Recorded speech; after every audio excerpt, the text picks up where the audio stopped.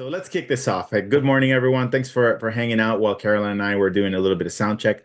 I'm Carlos Garcia. For those of you who have joined in the earlier Reframe webinar, you're probably expecting Hector to kick this off, but today I get the pleasure of hosting today's event, and I have a wonderful friend of mine who's Carolyn Strauss. Her and I, we met last year in a mastermind group that we're part of. We're mentored by the same brilliant author and leader in the world of words and influential language, and his name is Phil Jones. But Carolyn comes with a ton of experience, and I asked her, "Oh my gosh, I love everything that you do. I love everything about you. Would you mind joining not only our conference for this October? She's going to be one of our headline keynote speakers, which I'm so excited about. She's going to tell you a little bit more about what expertise she brings to the table." But before I turn it over to you, Carolyn, I want to just give a quick intro to what this webinar series is about, because this is an 8-part series, and some folks may be joining for the first time. So, if you're tuning in for the first time, who is this webinar/podcast for? We're going to later on record this, and we're going to go ahead and package it, and Hector's going to post it on his YouTube channel and probably on his podcast channel as well. This is specifically tailored for accounting professionals. The webinar 8-part series is leading up. Every month, we're doing a 1-hour sort of deep dive on the theme around how to have more influential conversations with customers.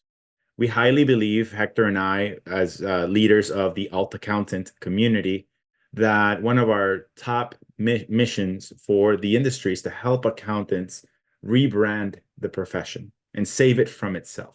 We know that there's a lot of threats out there that is putting the industry at risk. And there's also a lot of misconceptions on how accountants are viewed. And our goal is to help folks reframe the way that we're perceived in terms of the value that we bring. And we're more than just number crunches, right? And I think communication is one of those major elements that helps us achieve that. And who better to help us with that than having guests who have a tremendous amount of deep knowledge, expertise, and experience in the world of communication. And so if you're looking to develop your team through richer and more meaningful conversations, if you're looking to have higher quality conversations, you're looking to be able to communicate your value with more ease rather than feeling anxious or nervous about having those difficult money conversations, then this is the perfect place for you, especially today, because we're going to talk a lot about the money conversation.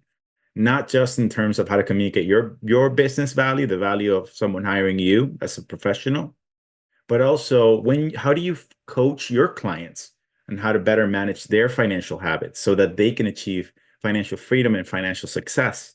And there's a lot of deep-rooted psychology that goes behind all that, and that's the fun part where Carolyn and I are going to talk about. We're doing 8 episodes. This is part 5. Episode 6 will be on July 12th, and we're also adding another guest who's a well-renowned author in the world of the subscription economy, Robbie Keller Max.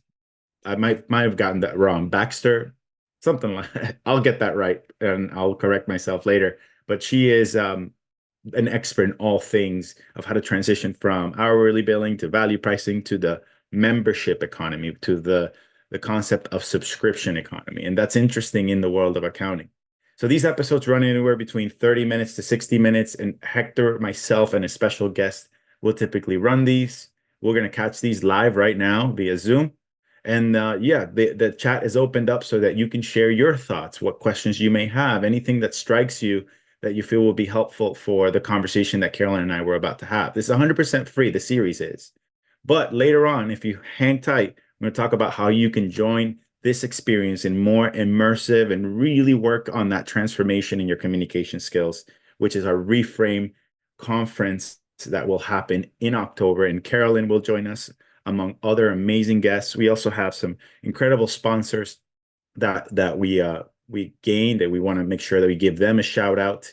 But without further ado, let me introduce who Carolyn is. So Carolyn Strauss has a tremendous amount of experience in the world of entrepreneurship. She's been in the world of TV and modeling, former CEO of the Carolyn Strauss collection, and she was featured on the Home Shopping Network. So if you all see a familiar face, it's probably because you've seen her on TV before.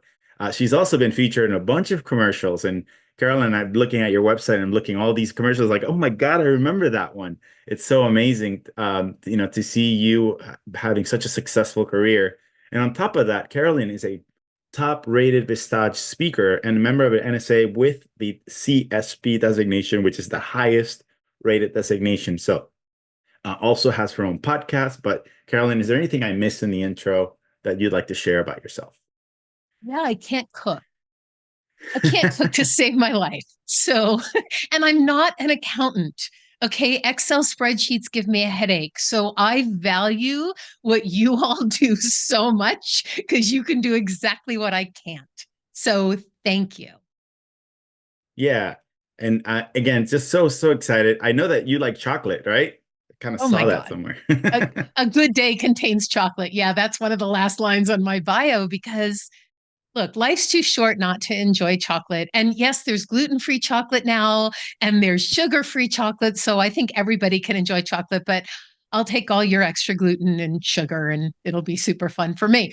Anyway, I am so excited to be playing with you, Carlos. This is, first of all, the team that you put together for your Reframe conference, October 16th to the 19th in Florida, by the way.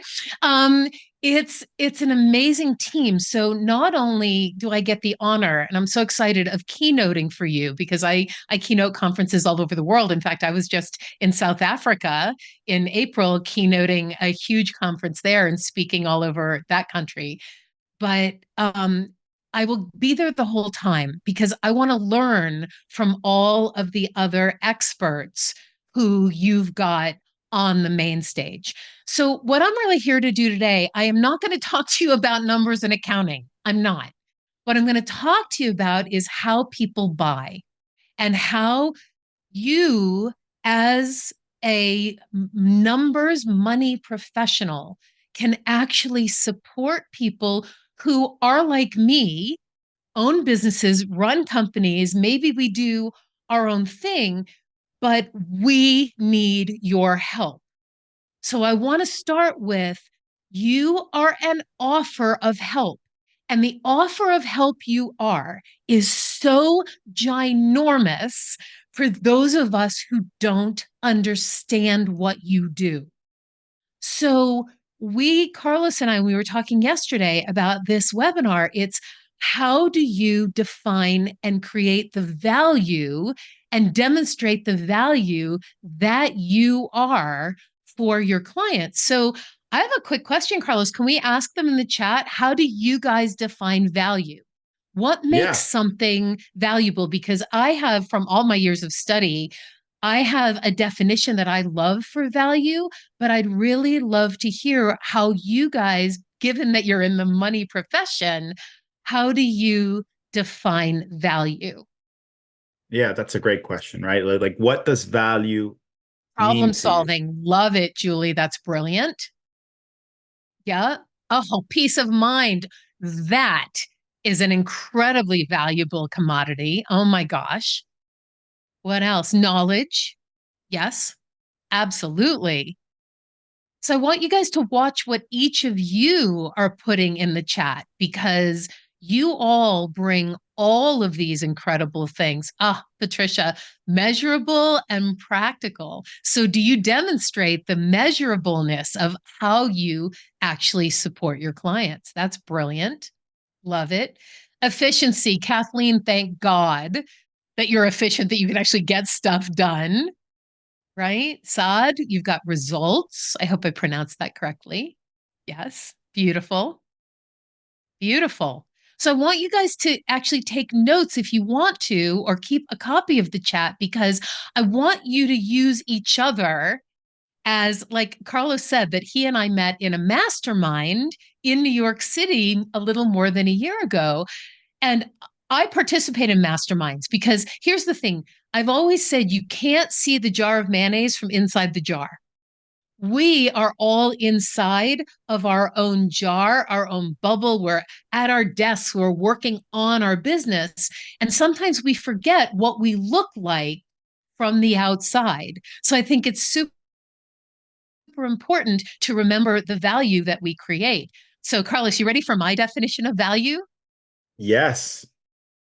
I believe, because I want you guys to see how this applies to you, I believe that something's valuable when it's useful and it's scarce.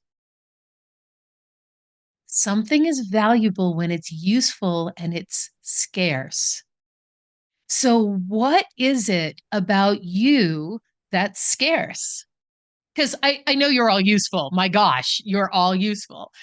But what is it about you that's scarce? And I want to go back to the chat. It's exactly what you put in the chat. You know, your reliability and your efficiency and your knowledge. Those things are scarce. And I actually want to propose something to you. Carlos, tell me if this is true. And also, if I say stuff that you guys already know and you're like, we've got this, we've done this in the past 4 webinars, everybody in my profession knows this, please tell me to move on. Because, like I said, I'm not in your profession. I teach sales and communication and reinvention. That's what I speak on. So, what is it that you guys believe that's scarce? I believe what's scarce right now is you. Yep. That's what it I is, think it's impossible to find a good accountant right now. It's impossible. I can't. Mhm. Well, what we've talked about before, Hector has mentioned this too, is that I again, what I've observed in my experience in working within this industry is that accounting professionals usually get into this business because, firstly, they have an affinity towards numbers, so they like the idea of there are several reasons. I don't want to say, I don't want to put anyone in a specific box, but these are some of the reasons that I've learned to become more true than not. One is some folks really enjoy the work, right? Like doing the work of finding the number, going through the investigation. Sometimes that deep focus work is fantastic, which sometimes creates an opportunity, whereas actually communicating that work is not really spent. There's not a lot of time spent on that because those conversations tend to be awkward, weird. It's just better to just be in a room, and I just want to be in a room. I don't want to sell anything to anyone. And my work should speak for itself. That's a very common statement that I hear. The second thing is people, I think, got into this business because they want to help people, right? But oftentimes some of these things can also kind of bite us back because in the spirit of wanting to help others, we tend to hurt ourselves. What I mean by that is oftentimes we end up doing more than what we deserve to be compensated for, right? We go out of our way to please. We tend to say yes when a client wants to ask for that extra thing, and it's awkward and it's uncomfortable to say, well, that's not what we talked about. That's not what we agreed to. Well, Or do you guys yeah, define a scope of work? When you're talking to a new potential client, and Lori, I saw that you're available. Thank you, darling. I love that. So when you're talking to a new client, do you set up the parameters for the scope of work that you're willing to do for that client? Is that something that's normal? Like when I send out a proposal for speaking, in the proposal, it literally has a um, whole paragraph that says the scope of work, how many hours of pre-work I will do with them and meet up with them, and how long the program will be, and how many days that I'll be willing to stay and play with you. Right. So that's a scope of work. And when somebody wants, or if I'm doing, let's say, an assessment of I do Working Genius. I work with Patrick Lencioni. I'm certified also not only in exactly what to say work, but also in Patrick Lencioni's Working Genius. And when I do a training or a program for a company or an association, I tell them how many assessments are included in the team map that I'm going to generate for them. And I love that. Thank you, Tatiana. You call it a list of services and level of advisory support. Brilliant. Does everybody do that? So I'll tell them, look, it's up to 20 people. And if you want to add more people, we'll adjust the pricing. Okay. So if you all are, because I see in the chat that most of you are already using a scope of work or a list of services. Is it true then, Carlos, that you are being pulled beyond the scope? Oh, that's probably the center of a lot of the conversations, and it starts with a couple of places, right? It starts with the initial conversation, right? Which is typically what, and I want us to talk about language because I know you're an expert at that world, right? And I'm going to give you a couple of words that may trigger, maybe further conversation. A couple things is there are certain words that customers that want to hire an accountant that they use, where accountants will probably agree with me, that they use over and over again, where it diminishes the value of what accounting services are. And the first one is that should be quick, that should be simple, that should be easy, right? And it's like it's one word, but then it's like, all right, how do I help this person go from changing their perspective of what they think easy means or simple means, when in fact we know it's not easy. It's not, right. Like, oh yeah, I haven't done my books in like 3 years, but that should be simple, right? It's just, you keeping track of stuff. And so they diminish all the work that goes behind, and also not self-discover what are the consequences of not keeping your books intact. And so I think those are the areas where, how do we shift their perspective, right? And so I know in your experience, and maybe you being a keynote speaker and also providing other services, when people come to you, Carolyn, and they say something like, hey, I just need you to do a 30-minute presentation, that should be easy. And it's almost like, I'm sure that what you charge for a keynote speech, there's a lot of work that goes in.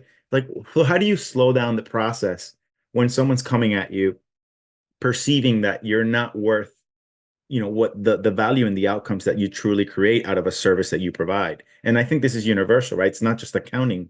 You probably are faced with this in your world. So, one of my snarky responses, and I'd love to share this with you so that you can use it too. You could say something like, when somebody comes to me and says, can you do just a 30-minute keynote? You can do it from your home studio. It won't cost anything, right? It's free. All you have to do is talk.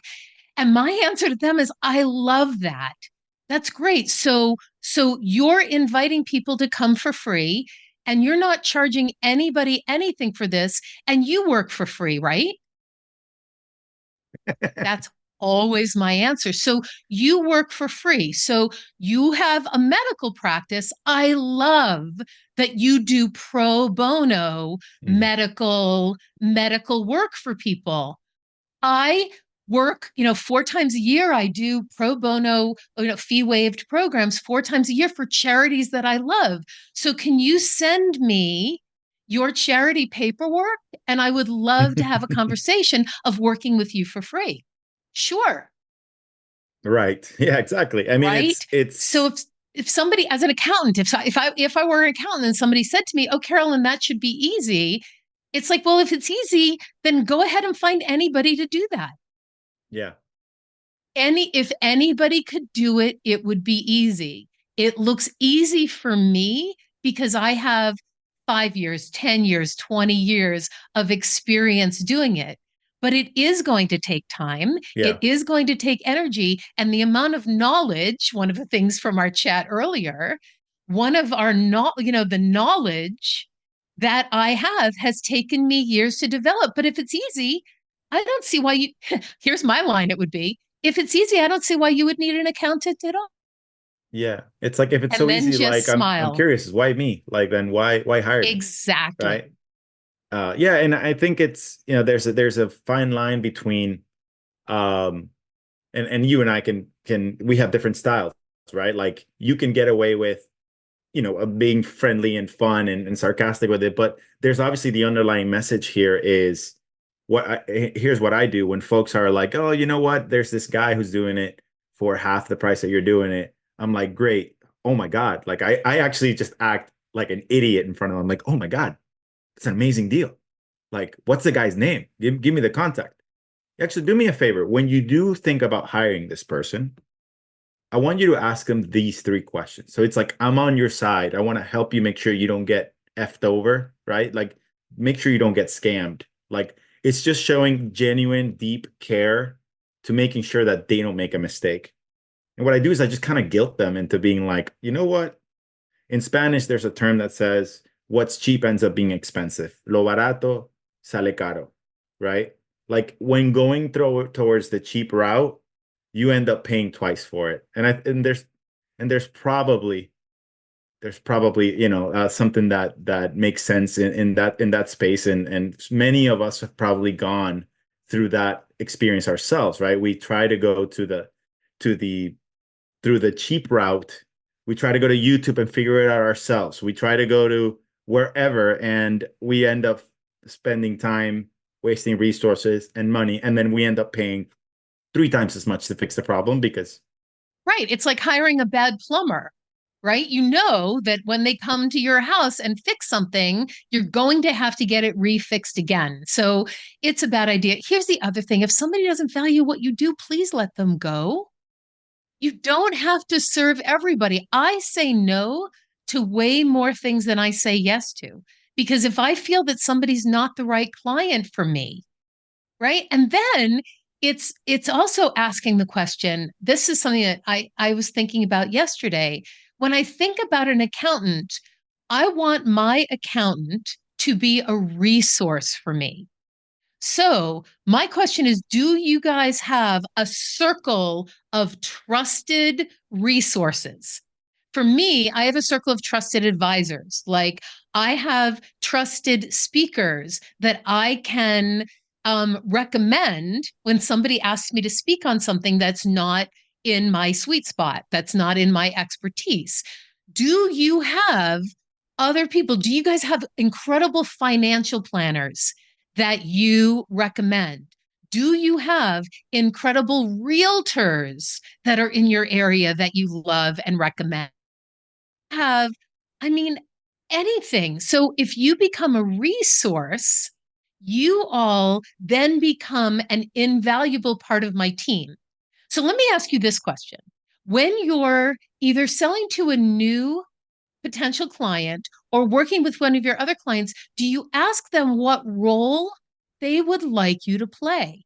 Because you could actually charge based on the role. I know next month, Carlos, you're having somebody talk about membership, which, by the way, I think is brilliant for you all because you would have consistent money all the time. It's like having a medical practice that has a membership base that you charge $119 a month and people have access to you whenever you need it. So I actually think that's brilliant, especially if you're working for companies.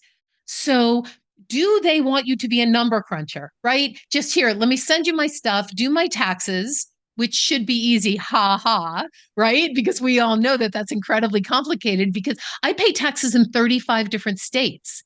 Do you know that when you work, you all know, right? When you work and you earn your money in different states, my accountant actually has to file paperwork in all of those states. In fact, in California, I actually had to pay more state tax than I actually earned because there's the rules in California, which is a whole, again, I don't understand the whole tax law thing. Do they want you to be a number cruncher? Do they want you to be an advisor to their business? Do they want you to be a partner with them when they're having to make financial decisions? And do they want you to be a parent? And when I'm saying a parent, do they want you to go, oh, poor baby, you haven't done your books in 3 years. We can figure it out. Or do they want you they want you to say, hey, it's Tuesday. You told me you get the paperwork to me by Tuesday. You told me you get me their books by Tuesday. Hey, it's Tuesday. Can I have them now? Right? So these I see for you guys are three different roles. And how do you define your role? Because what is most scarce, I believe, we go back to value. Value is usefulness plus scarcity, utility plus scarcity. What's most scarce about you is your time. So I want you not necessarily to charge for your time, but charge for the value that you're bringing.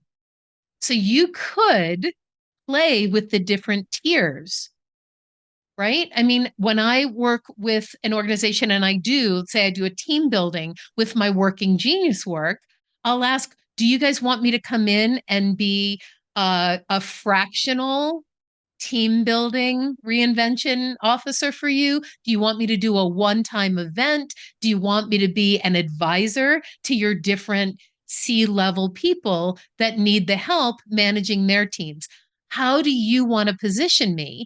And as an accountant, I want to know, gosh, if I had an accountant who was my partner, who I could say, hey, I want to hire this freelance person.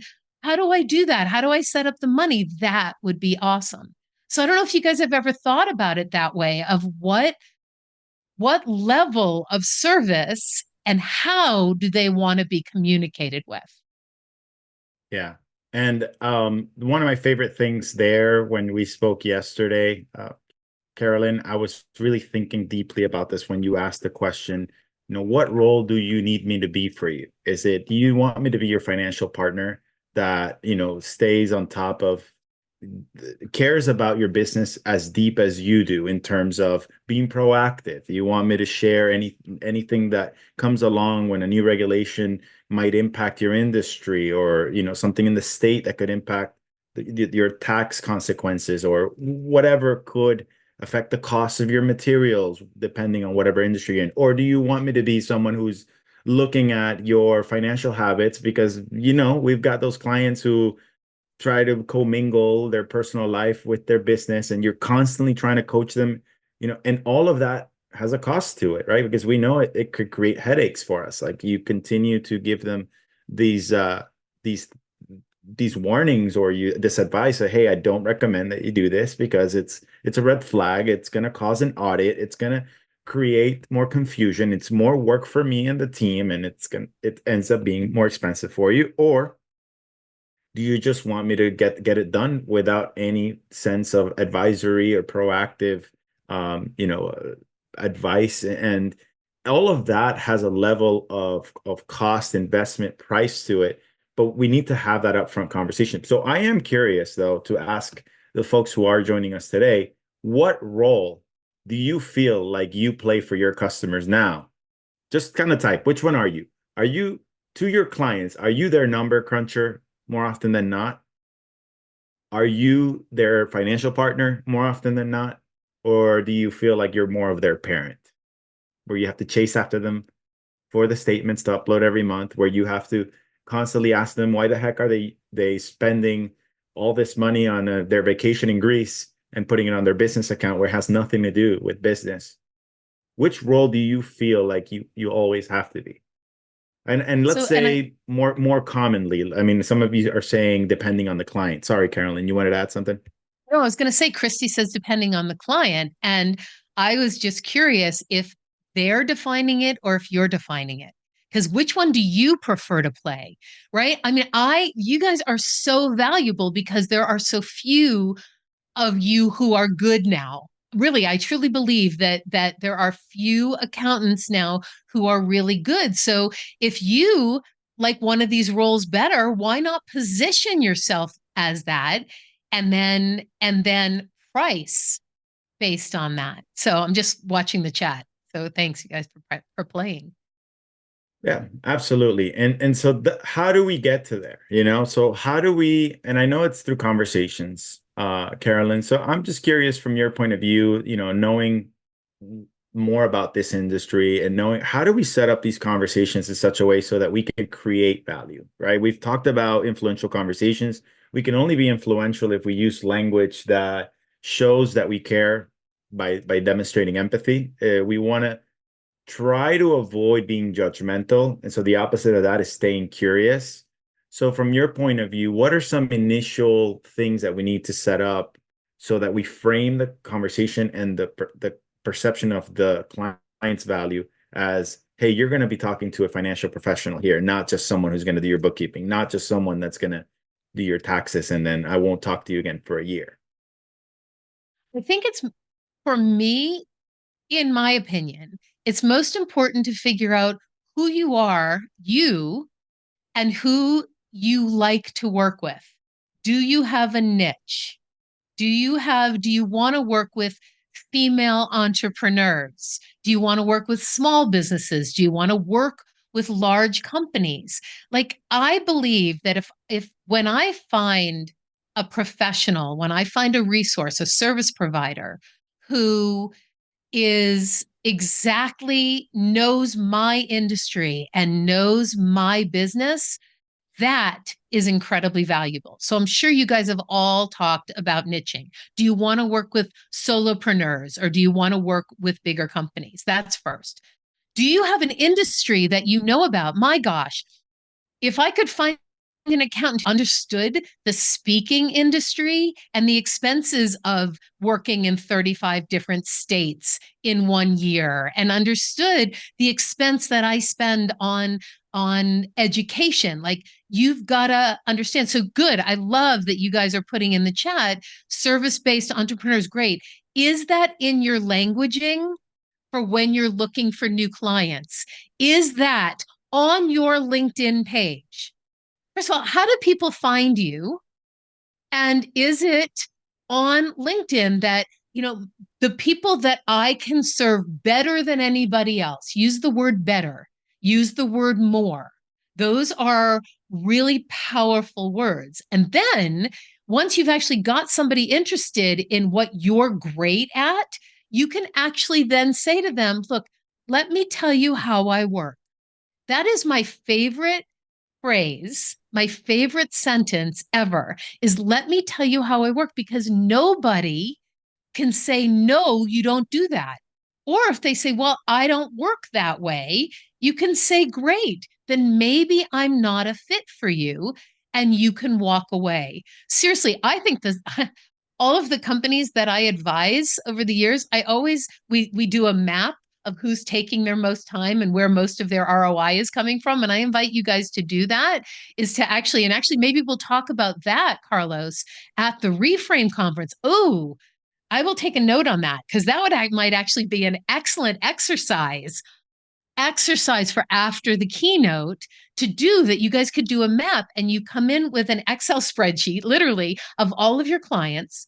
And the map looks like who is taking the most of your time, some of your time, a little of your time, or Yeah. almost none of your time? Where is the ROI coming from? Yeah. And then moving people around. And if somebody's taking a ton of your time and not giving you ROI, you get to say, you know what? This has been great. I'm not sure I'm a fit for you anymore.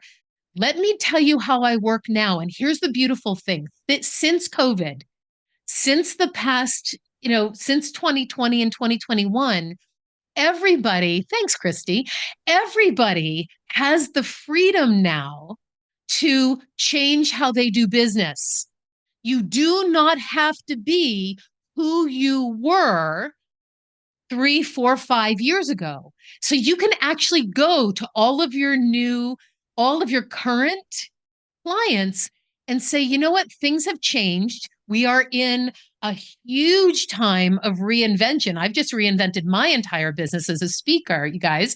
So you can do that as an accountant and say, you know what, I've reinvented or shifted the way I do business, and let me tell you how I work now.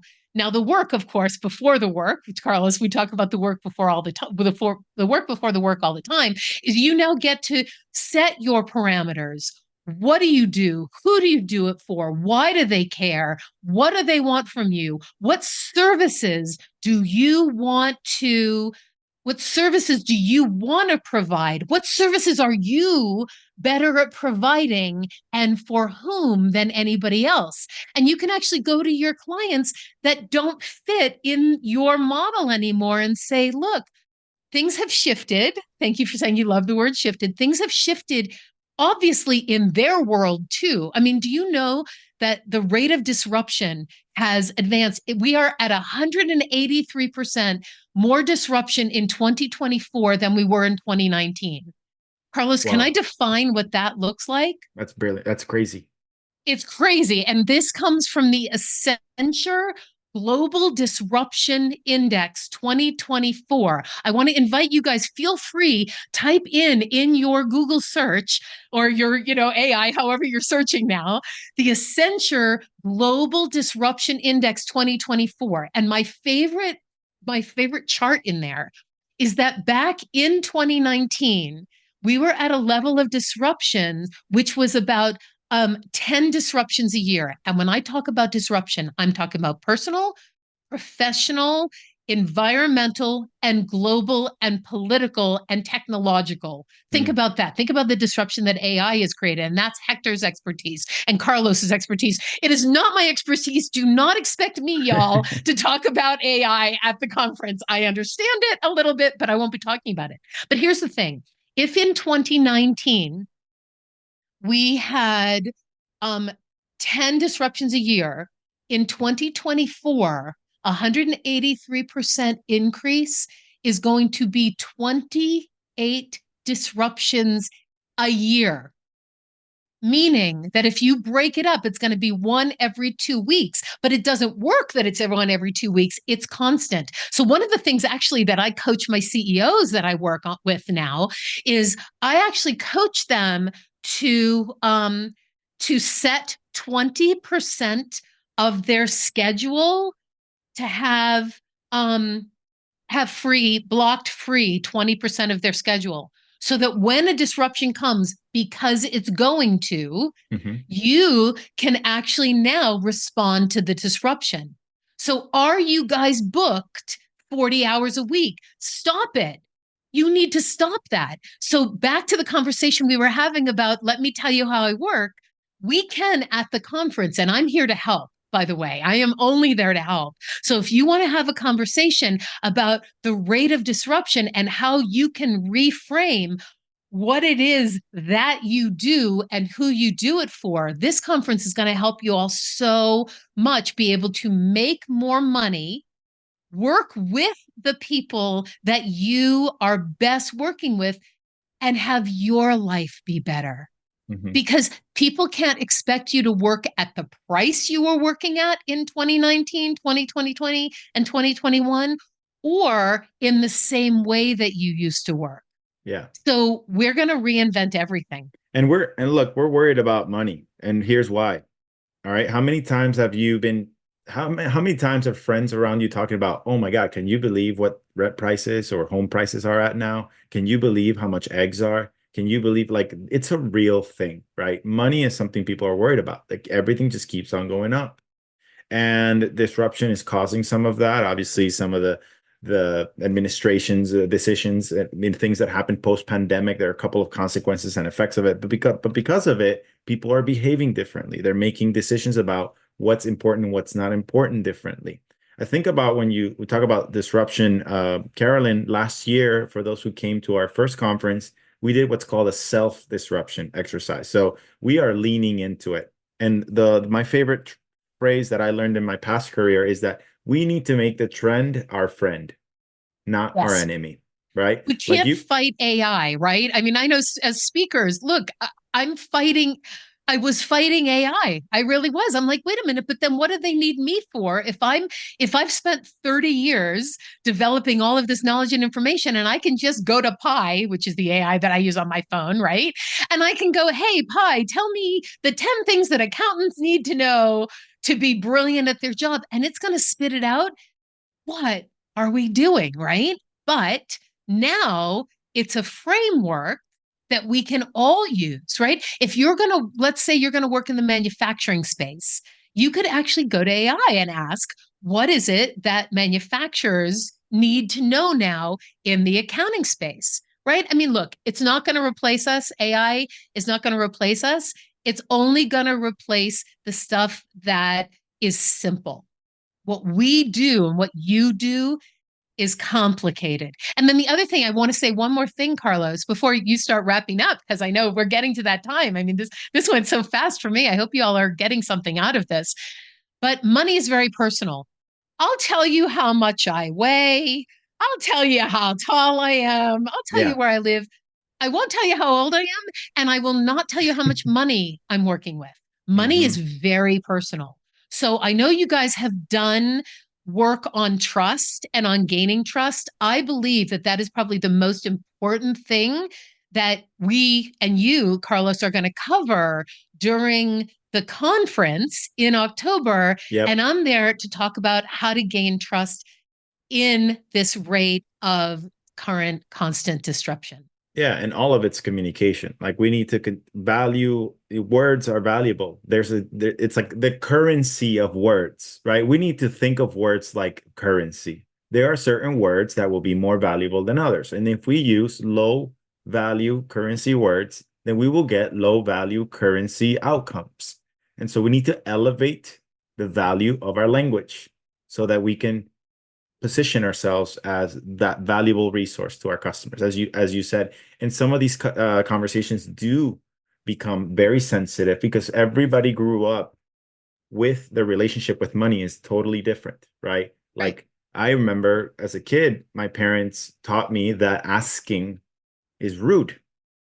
Like asking for something is rude. That's a huge limiting belief system that I had to constantly challenge myself to overcome. Because when I first became independent and I wanted to charge for my services, I felt like guilty for charging too much for something because, as wanting to be a pleaser, I'm like, I always want to deliver more value than what they pay me. There's the imposter syndrome, there's all these things. And I know that in this industry, sometimes accountants do feel like that, or they can be challenged with those beliefs because our parents taught us that, or we grew up, knowing to be polite or don't ask for too much or it's rude. And so I'm excited that you're coming in October to help us go through some of these self-discovery exercise, to also challenge ourselves to self-disrupt so that we can keep up with all of this ongoing disruptions. And rather than being on the defensive side on it, we're in the offensive side, and we are financial partners with our clients to help them navigate through these very challenging and complex circumstances that we are all facing as a human race. One more Right? thing, they Yeah. need you more than you need them. Yep. Your clients need you more than you need them. And I know I don't want to, I don't want to be rude about that, but they do. So when you're needed, you are an offer of help that you can charge for. Absolutely. Carolyn, thank you for hanging with us. I know you may have to step out, but you're welcome to hang for a little bit more. Folks, I want to just go over a couple of more details with you. First, I want to announce that we have an amazing headline sponsor, and that's our friends from Fishbowl. Soon we'll continue to announce a whole lot more sponsors that are joining us. It's going to be a whole lot of fun.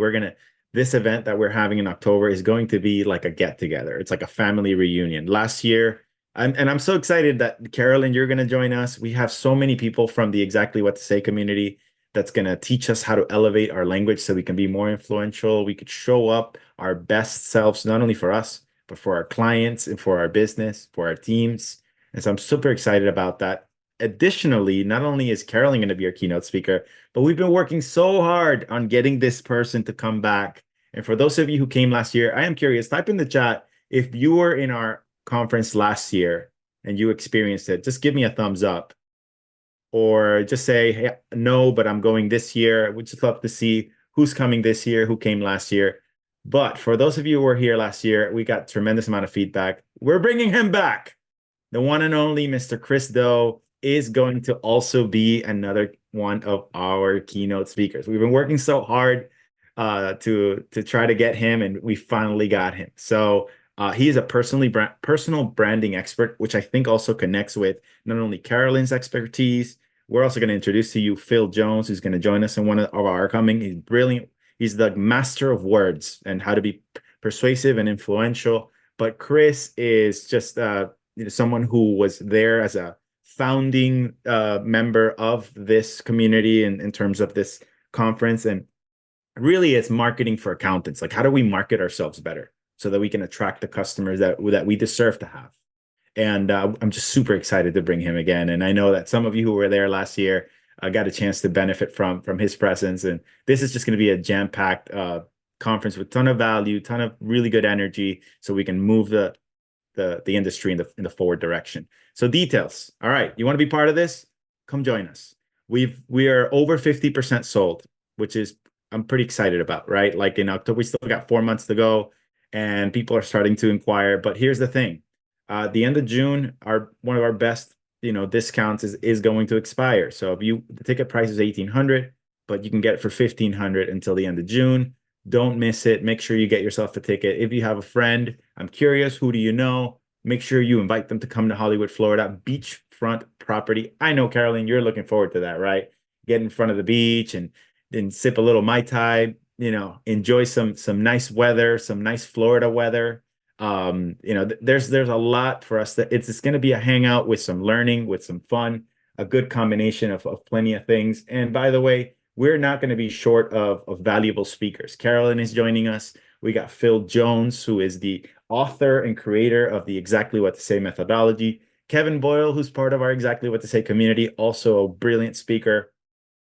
We know that Chris Do is joining us, and we have coaches that are going to be joining you in the table. We have alt accountant community folks that are also going to be in the table, teaching you this system of higher level of communication. And so I'm just beyond excited about what this is going to be for all of us in October, navigating through, like you said, all this constant disruption. It's going to be partially therapy, but mostly it's just a workshop, immersive, intense focus on helping us level up. So, Yep. Carolyn, And thanks for being here. thank you for having me. I mean, I am so excited. We've been in conversation for almost a year now about your conference, and the people who are coming. I mean, this is going to be brilliant and intimate, and you are going to learn not only from the keynote speakers and those of us who are on stage, but from some of the best people in the industry, and not just your industry, but like any industry. So I'm very excited. And by the way, again, this is how you use earphones from the back of your head, and they sometimes fall out. Oh This yeah, was a blast. before you leave, come on. Any Yeah. more tips, tricks of the trade in the television and world? I mean, Yeah. what are Yeah, some good ones you can? you don't have to be in person with somebody to be valuable. Like we're doing this. I mean, Carlos, you're in LA. I'm based in Denver, by the way, y'all. And you can actually connect with people, but make sure that you are presenting yourself in a way that you are intentional about what you're doing with your clients. I mean, it's fine if you have your puppy running behind, if you're running your business from home. We're all used to that now. But make sure that you're intentional. Make sure that you know who you are about money. Make sure who you know you are about the service that you provide, and make sure that you know the incredible offer of help that you are. I'm so excited that we came up with that exercise, because I've been doing this circles exercise for years, Carlos, with CEOs and executives. I'm going to do it with you guys. That's going to be the exercise of who's taking your time and who do we need to fire. That'll be fun. Yeah, promote them Thanks. to somebody else's customer. Free up their future. That's right. Well, thank you so much for being here, Carolyn. Thanks everyone for joining us and hanging out for almost an hour here. And after this, we're going to go ahead and put this up on YouTube, and we'll follow up with an email with the links to the presentation. And I'm so excited to have you join us in October. And for those who are coming, I'll see you there. And thank you, Fishbowl, for being our headline sponsor. And excited to get Chris Do, Phil Jones, and everyone else join us soon in our upcoming webinar. July 12th is our next one. Don't miss it. Take care, everyone. See you in October.